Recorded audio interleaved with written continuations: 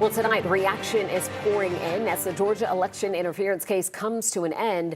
Fulton County Judge Scott McAfee dismissing all criminal charges today against President Donald Trump and his 14 remaining co-defendants. The president and 18 others were accused initially of trying to illegally overturn Georgia's 2020 presidential race results. And we do know that this ruling came less than an hour after special prosecutors Pete Scandalakis told the courts he believed this case should not move forward to, quote, serve the interests of justice and promote judicial finality.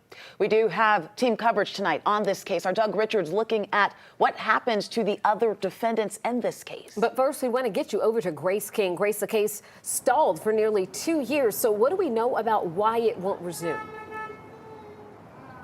Well, Special Prosecutor Pete Scandalakis said this case was on life support when it came before the Prosecuting Attorneys Council of Georgia. Now, that's after District Attorney Fani Willis was removed from the case.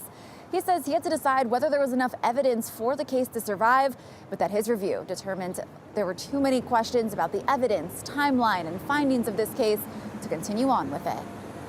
There's not a lot in the 2020 election interference indictment that Pete Scandalakis would take to trial. He says he found no criminal intent behind the fake elector allegations where several defendants are accused of having 16 Republicans meet at the Georgia state capitol to sign electoral college documents falsely claiming Trump won Georgia in 2020. In Coffee County, where several defendants are accused of illegally accessing and inspecting voting software and copying election data, Scandalakis feels further prosecution is unwarranted because the, quote, primary architect and principal accomplice, Sidney Powell and Scott Hall, already pled guilty to several misdemeanor charges. I have to find 12,000 votes, and I have them times a lot, and therefore I won the state. And in this infamous leaked call between President Donald Trump and Georgia Secretary of State Brad Raffensperger, where Trump pressed him on Georgia's results and referenced the number of votes needed to put him ahead of Biden, Scandalakis says he believes there are two equally plausible interpretations and that the burden of proof is on the state, not the defendants. Plus, Scandalakis says there is no realistic prospect that a sitting president will be compelled to appear in Georgia